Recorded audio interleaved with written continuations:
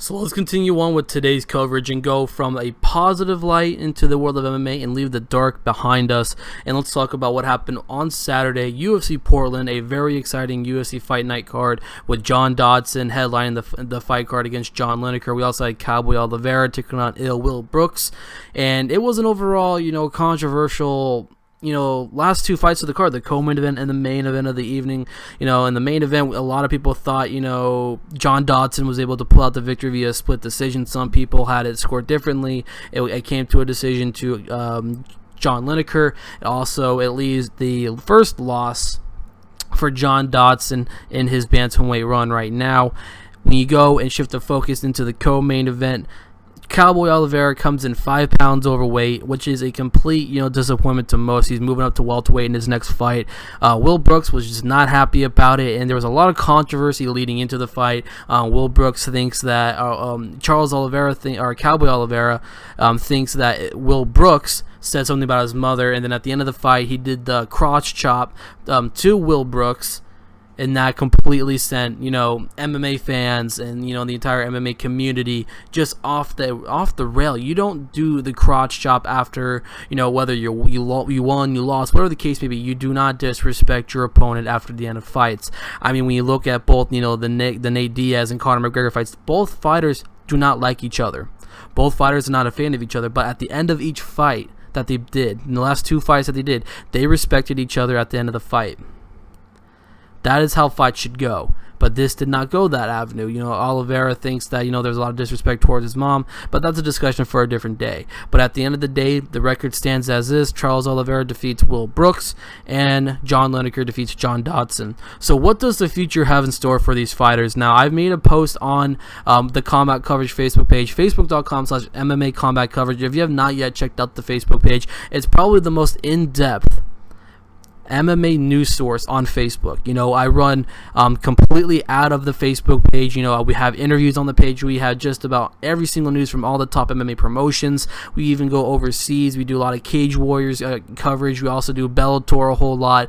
We even did an interview today with Javi Ayala, who's going to be facing off against Sergey Karatinov at Bellator 163. We had an interview with Javi today, so that's also on the Facebook page. We got a lot of great content over there, so if you have not yet liked the page, please go and check it out. There's a lot of great content, and you guys are missing out. Come join us and get us to 800 likes by Bellator 163.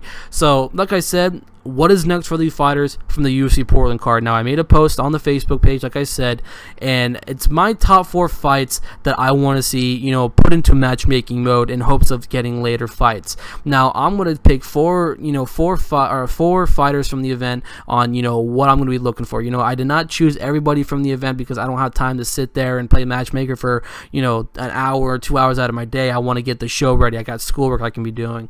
But I want to get this stuff, out of the way, because I think these fights have got to happen, and they make a whole lot of sense, and a majority of them coming from the co-main event and some of the most interesting fights on the card. So let's get right into it with match number 1 to make is John Lineker versus Cody No Love Garbrandt. Now, a lot of people are saying this entire bantamweight division is just it's open air right now on who deserves that title shot against Dominic Cruz. TJ Dillashaw deserves it. He defeated Rafael Sunsao. John Lineker deserves it because he just defeated John Dodson, but John Dodson is not, he's not a top 5 fighter. He's on the outside looking in. He's probably going to be pushing back in the rankings. Dodson was ranked number 10 in the bantamweight rankings, so a loss here to John Lineker will probably put him around 11-12 area.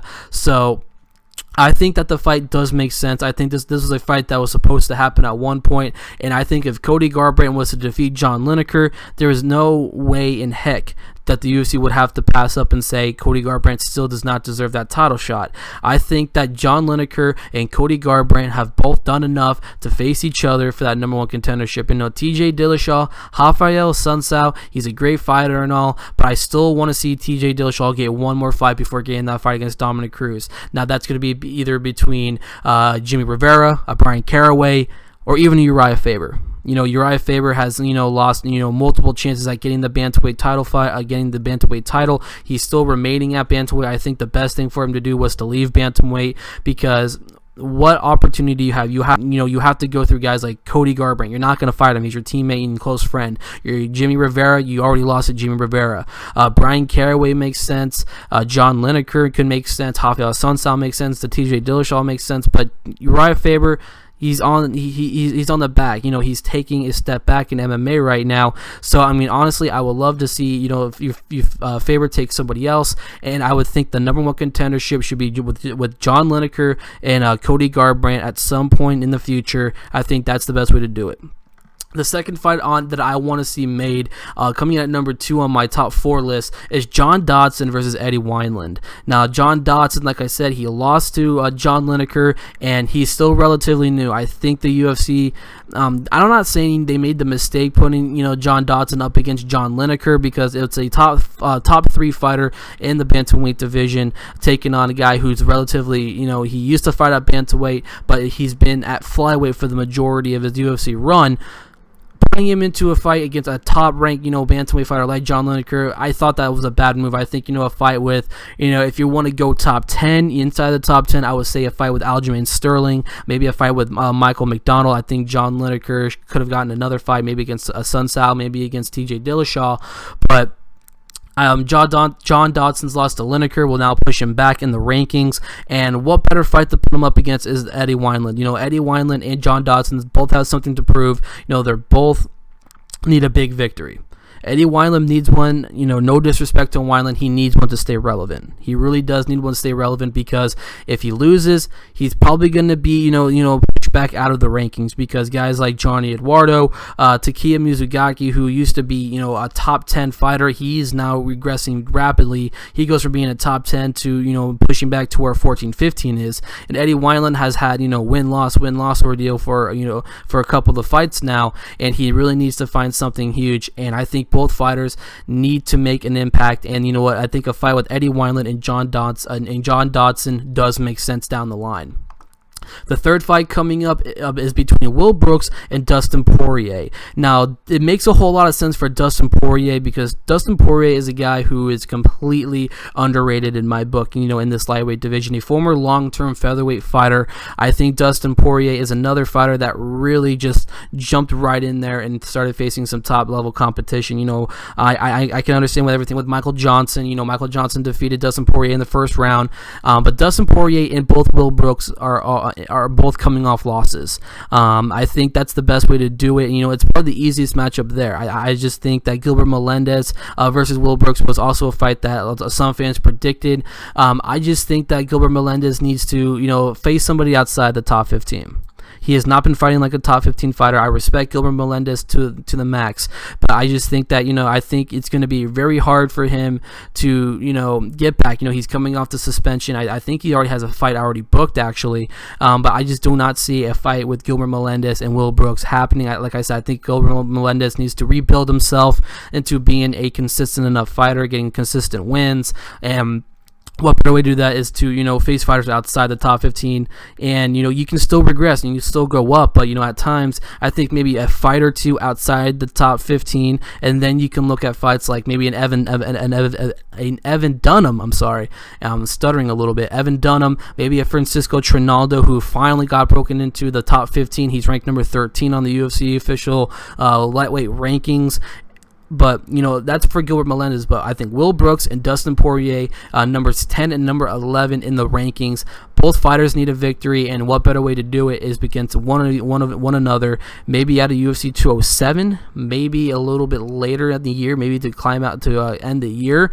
We're in October, so the winter's coming up pretty soon. So I think that Will Brooks and Dustin Poirier will get one more fight before the year is over, and hopefully it's between each other.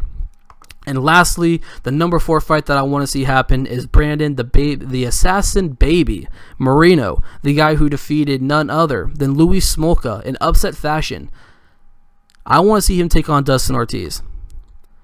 Now, a lot of people are saying, really, you're not going to put him against guys like, Ray Borg, Sergio Pettis. Now, I agree with some people. There's been a plethora of retweets from Louis Smolka and Ray Borg. They want to fight each other.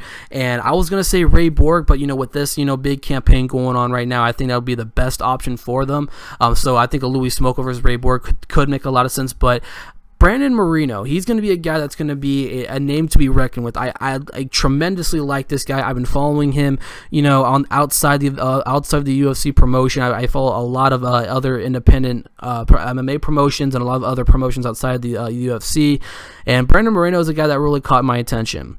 And Dustin Ortiz is a guy who is on, who's degressing right now. He's coming off a loss as well. And Marino is the guy that can crack the top 15 within 2 to 3 fights. The flyweight division is very minimizing, pending, the whole tournament outcome right now. Marino was eliminated in the first round. He came in as a replacement for the fight against Louis Smolka, and he was able to take care of Louis Smolka, knocking him out. And that is a huge upset. Now, I'm not going to say that the victory over Smolka is going to immediately put him in the top 15.